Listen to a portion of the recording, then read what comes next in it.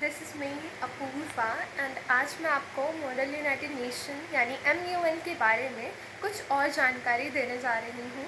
तो जो model United nation में मैंने पार्ट लिया था, मैं मुजफ्फरनगर की रेजिडेंट हूँ। तो यहाँ पर एसटी पब्लिक स्कूल जो है मुजफ्फरनगर में, उसमें ये कंपटीशन ऑर्गेनाइज़ हुआ था अगस्त के टाइम पे। तो इसमें हमें 2 शेड्यूल दिए गए थे, यानी डे 1 एंड डे 2। डे 1 में जैसे मेरे टाइम पे, अब हो सकता है कुछ और हो, ऐसा मतलब कंफर्म नहीं होता है, वो स्कूल वाले प्रोवाइड करेंगे आपको। तो क्या है कि अराइवल का टाइम दिया हुआ था, ओपनिंग कब होगी। तो जैसे आप पहले दिन जाते हैं तो जो टीचर्स आपके साथ जाते हैं वो वहाँ पर रजिस्टर वगैरह सब कर देते हैं। उसके बाद एक जो डांस कंपटीशन है, सिंगिंग है, और जो वहाँ के जो प्रेसिडेंट हैं और जो हेड बॉय या हेड गर्ल होते हैं वो स्पीच देते हैं।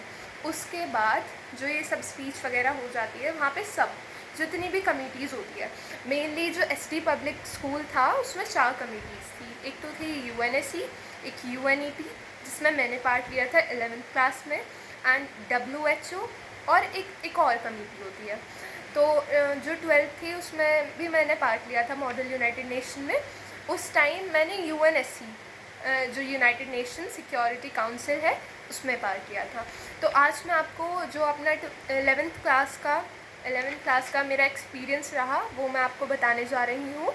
तो इससे हो सकता है ये आपके लिए हेल्पफुल रहे। तो इसमें क्या है कि जैसे मैंने ये पूरा शेड्यूल बनाया हुआ है, आप देख सकते हैं अगर आप क्लियरली आपको विजिबल हो। तो इसमें क्या था, जो अराइवल हो जाएगा वो जैसे 8:30 बजे हमें वहाँ पे अराइव पहुँचना था वहाँ पे, है ना। और फिर ओपनिंग जैसे वहाँ पे जो मैंने बताया ये सब ऑर्गेनाइज़ करवाते हैं, वो 9:30 बजे तक हो जाएगा। और फिर जो कॉन्फ्रेंस स्टार्ट है, यानी आपको जैसे वहाँ पे हर कमेटी के, मेरे टाइम पे 50-50 कंट्रीज़ थी, ठीक है। जैसे तो टोटल 200 स्टूडेंट्स थे। हर कमेटी में से 3 स्टूडेंट्स, यानी 3 बेस्ट डेलीगेट्स जो होते हैं वो सेलेक्ट होते हैं। तो इसमें क्या था, सबसे पहले तो आपका GSL होता है। GSL में आपको एक स्पीच प्रिपेयर करके जानी है। देखिए, जैसे मैं इज़राइल बनी थी, तो आपको वो जाते ही वहाँ पे पहले अनाउंस करेंगे कि जैसे जो भी कंट्री है, जैसे मेरी कंट्री इज़राइल थी, तो आपको ये ब्लैक कार्ड होता है, ये देंगे। आप ध्यान रखना कि जैसे ये ब्लैक कार्ड होगा, इसे अगर ये इस स्टेज में करके आप ऐसे रेज़ कर रहे हैं तो वो बिल्कुल सही नहीं है, क्योंकि जो वहाँ पर प्रेसिडेंट एंड वाइस प्रेसिडेंट बैठेंगे वो इसे ढंग से देख नहीं पाएंगे। सो प्लीज़ इस चीज़ का ध्यान रखें कि वो क्लियरली विजिबल हो जब आप इससे रेज़ करें, ठीक है। और इसके बाद जैसे आपका ये आपको ब्लैक कार्ड डिस्ट्रीब्यूट कर दिए, उसके बाद क्या होगा कि जितने भी जो स्टूडेंट्स हैं वो सब वहाँ पे अटेंडेंस टाइप होता है। और उसके बाद आपको अपनी स्पीच जो देनी है, जैसे मैं अपनी स्पीच आपको थोड़ी सी सुना के दिखा देती हूँ, बाकी मैं दिखा भी दूँगी ऐसे। तो मैंने पूरी नोटबुक, ये जो नोटबुक है इसे मैंने इसी के लिए बनाया था, क्योंकि मतलब बहुत लोग होते हैं जो प्रिंट आउट निकलवा लेते हैं, but I am a that kind of person जिसे अपने हाथों से लिखी हुई चीज़ें ज़्यादा जल्दी याद हो जाती हैं, क्योंकि मैंने जो स्पीच थी वो याद की थी। तो इसमें अब मेरे याद नहीं है, बट मैं देख के आपको सुनाने की कोशिश करती हूँ। स्टार्टिंग हमेशा एक कोट से करना। जैसे मान लो मैं इज़राइल थी और हमारा टॉपिक क्या था कि क्रिप्टो करेंसी जो है वो उसका यूज़ बढ़ रहा है।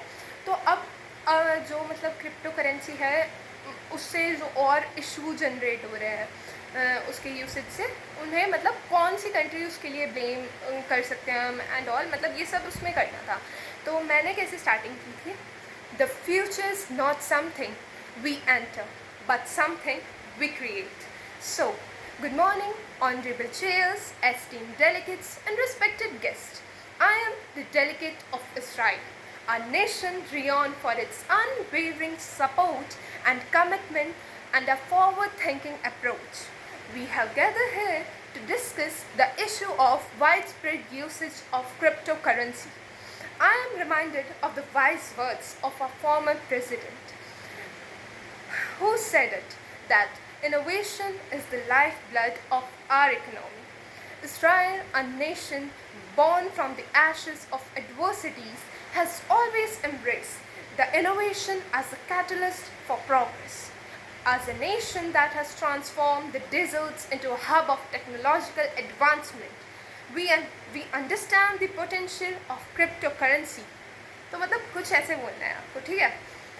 थोड़ा और हैंड मूवमेंट्स का, जैसे मतलब अगर आपकी याद जाएगी तो आपको ऑफ कोर्स समझ आ ही जाएगा कि मतलब आपको किस तरीके से बोलना है, किस जगह पर पोज देना है, किस जगह पर। और एक चीज़ ध्यान रखना कि जैसे वहाँ पे और डेलीगेट्स बैठे होंगे, कोशिश करना कि फ्रंट सीट पे बैठो अगर जीतने के मन से जा रहे हो, क्योंकि अगर आप फ्रंट सीट पे बैठोगे तो ये तो कंफर्म हो जाएगा कि मतलब आपको एक तो जो आप प्लेक कार्ड रेस करोगे, क्योंकि वहाँ पे 50 स्टूडेंट्स हैं, उनमें अपने आप को जो यूनिकली आइडेंटिफाई कराना, जो वहाँ पे प्रेसिडेंट और जजेस हैं उनके सामने, वो बहुत ज़रूरी है।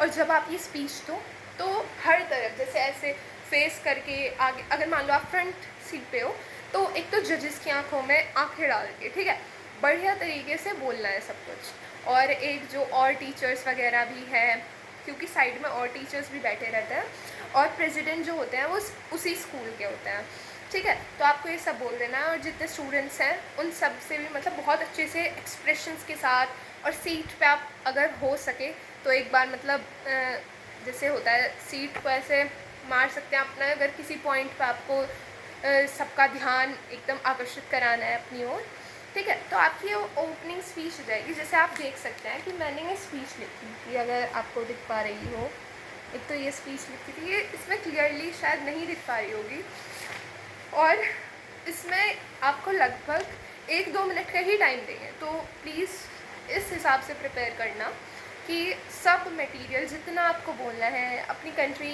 के बारे में पहले तो, है ना। और अगर उसका कोई प्रेसिडेंट ने कोई ऐसे वर्ड्स बोले हो जो टॉपिक से रिलेटेड हो तो वो बोल देना, ठीक है।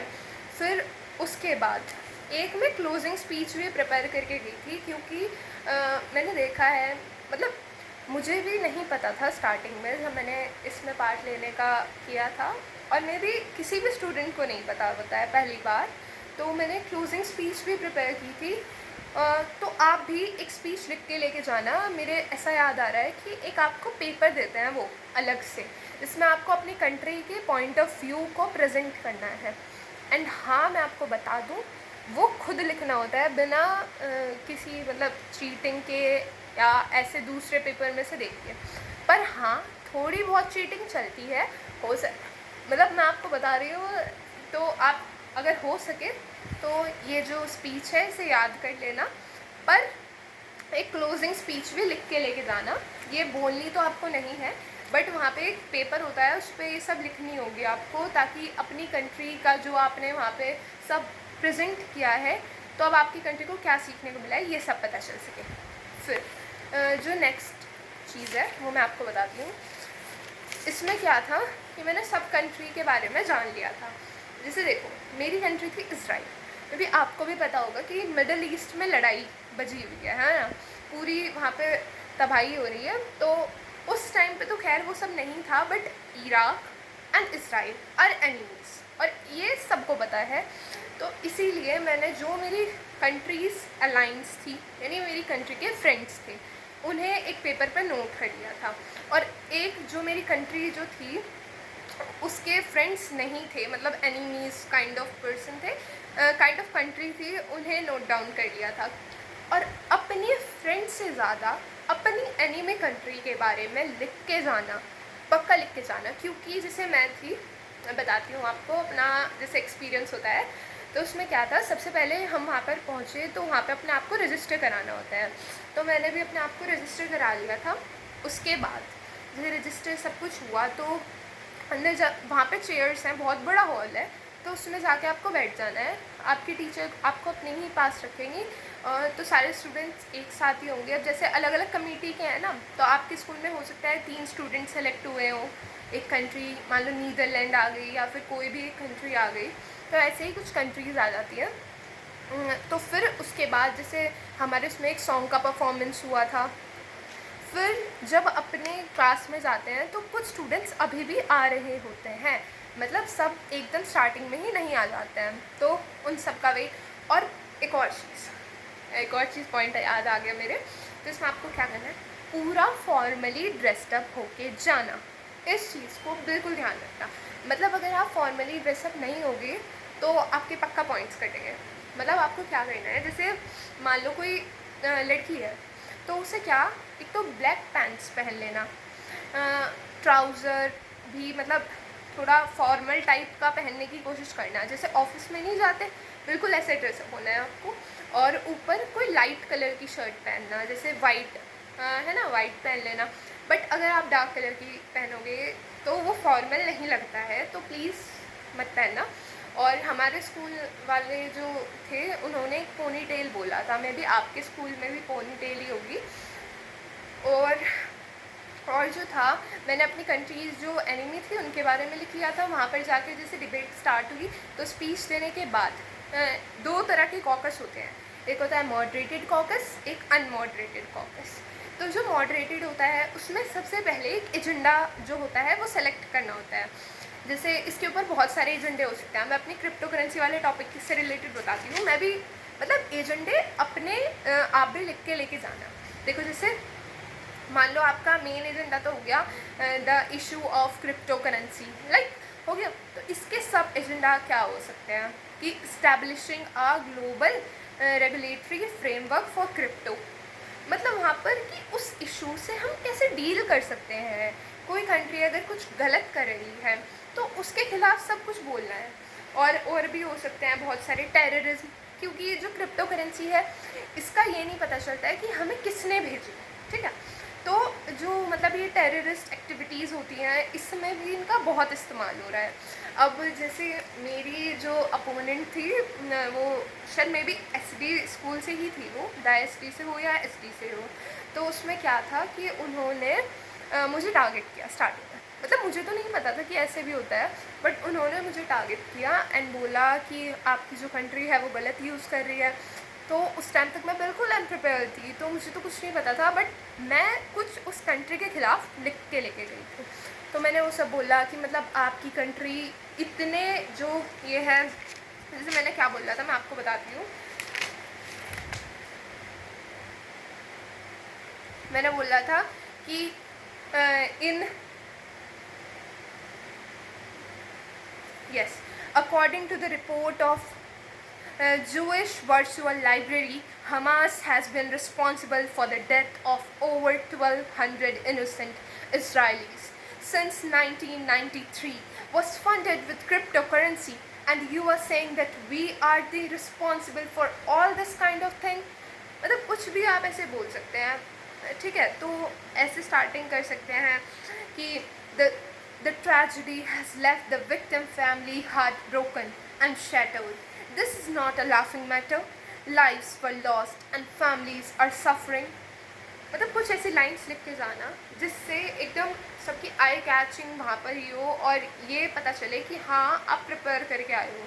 और जितना आप मतलब इंग्लिश में बोलोगे उतना ज़्यादा इम्पैक्टफुल होगा। मतलब वहाँ पे कोई आपको ऐसे बोलने वाला तो नहीं होगा कि आप जैसे अगर आप चुप बैठे हो ना तो वहाँ कोई नहीं टोक रहा, कोई कुछ भी नहीं कहेगा। जो स्टूडेंट, बल्कि ऐसा हो सकता है कि जो स्टूडेंट्स ज़्यादा बोल रहे हैं, यानी जो डेलीगेट कुछ ज़्यादा बोल रहे हैं, वो देखेंगे कि आप चुप बैठे हैं, बिल्कुल आप कुछ नहीं कह रहे, तो वो जानबूझ के आपसे ही क्वेश्चन पूछेंगे। क्योंकि अगर आप तो कुछ बोल ही नहीं रहे हो, आपको अपने आप को डिफेंड करना आता ही नहीं है, तो फिर तो आप ही मतलब टारगेट होगे ना। और पॉइंट्स किसे मिलेंगे? दूसरी कंट्री को। और एक और भी चीज़ होती है कि अगर आप एट द मोमेंट आंसर नहीं दे पा रहे हो, बट प्लीज़ ये बिल्कुल ही ऐसे सिचुएशन के लिए है जहाँ पे कुछ भी नहीं बोला जा रहा, इस चीज़ को बिल्कुल भी मैं रिकमेंड नहीं करूँगी। तो इसमें क्या है कि आप बोल सकते हो कि मैं कुछ देर बाद इसका आंसर करूँगा या करूँगी, ठीक है। क्योंकि वो आपको मतलब कह देंगे कि okay if you want to take time you can please both the delegate hand over the mic to the person.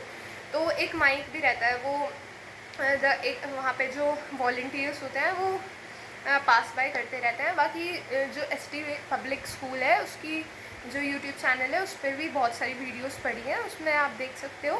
तो फिर क्या था, ये सब होने के बाद लास्ट के टाइम पे गेम्स भी जो होते हैं वो ऑर्गेनाइज़ कराए जाते हैं, गेम्स में भी मज़ा आता है। और फिर रेजोल्यूशन पास होता है। बट मैंने 2 में पार्ट लिया, 2 में से 1 में भी अब तक रेजोल्यूशन पास नहीं हुआ, नहीं मे बी हुआ था। और अगर आप रेजोल्यूशन पास कराते हो ना, 1 में हुआ था जो मैंने अभी 12th में पार्ट लिया था, तो अगर आप रेजोल्यूशन लिख के जाते हो, मतलब क्या है कि आप अगर बहुत अच्छा बोल रहे हो तो वो आपके साइन कराने के लिए पूरा एक रेजोल्यूशन का पेपर अगर आप लिख दोगे तो आपके पॉइंट्स, अगर तीसरा कोई इंसान लिख देगा तो उसके पॉइंट्स, ठीक है, ऐसे है। तो जितना भी मुझे याद आया मैं आपको यही बता रही हूँ। अनमॉडरेटेड कॉकस में ऐसा होगा कि कुछ भी आप, मतलब ज़रूरी नहीं है, अगर बोलना चाहो बोल लो, उस टाइम फ़ोन चलाना चाहो फ़ोन चला लो, बिकॉज फ़ोन लेके जाना इज़ मैंडेटरी, राइट। तो ऐसा ही रहेगा, कुछ इतनी ज़रूरत तो है नहीं, बट अगर आप ट्राई करोगे तो हो सकता है आप बेस्ट डेलीगेट बन जाओ, because most of the students don't even try to speak there, like they keep silent forever। 4-5 ही बच्चे होते हैं जिनके हाथों में माइक घूमता रहता है और जो आपस में एक दूसरे को टारगेट करते रहता है। बल्कि अगर आप कहोगे कमेंट में तो मैं आपको और वहाँ पे एक्सपोजिंग टाइप वीडियो भी बता दूँगी, क्योंकि वहाँ पे मेरे साथ सेकेंड MUN में इतना बुरा हुआ था ना, तो मुझे अच्छा नहीं लगा, मैं इस कारण जीत नहीं पाई। नहीं तो मैं जीत के आती। और फर्स्ट MUN में भी था, सही था सब, है ना। और जो बाहर से, तो वहाँ पे 2 जजेस जो होंगे ना, वो उसी स्कूल के होंगे। अब वो आपके लक के ऊपर डिपेंड करता है। चलो मैं कुछ थोड़ा सा बता देती हूँ मेरे साथ सेकेंड MUN में क्या हुआ। वो जजेस यदि उसी स्कूल के हैं तो थोड़ा, वैसे तो मतलब है ही वो उसी स्कूल के, तो देख लेना कि भाई आपका लक अच्छा हुआ तो वो पार्शलिटी नहीं करेंगे, लक बस ठीक ठाक हुआ तो वो पार्शलिटी करेंगे। और मेरे साथ भी कुछ ऐसा ही हुआ था। अगर आप कमेंट करेंगे तो मैं ज़रूर उस पर दूसरी वीडियो बनाऊंगी। और जो भी और क्वेश्चंस आपको पूछने हो प्लीज़ कमेंट में मेरे से पूछ सकते हैं। एंड बस आपको सब कंट्रीज़ के बारे में लिख के लेके जाना है। देखो मैं बता देती हूँ, जैसे मैंने ये सारी चीज़ें, मैंने बहुत कुछ लिखा था, मतलब बहुत मेहनत की थी 11th क्लास में, तो भाई 12th में फिर भी बोर्ड्स का जो प्रेशर था उस कारण इतना नहीं हो पाया था।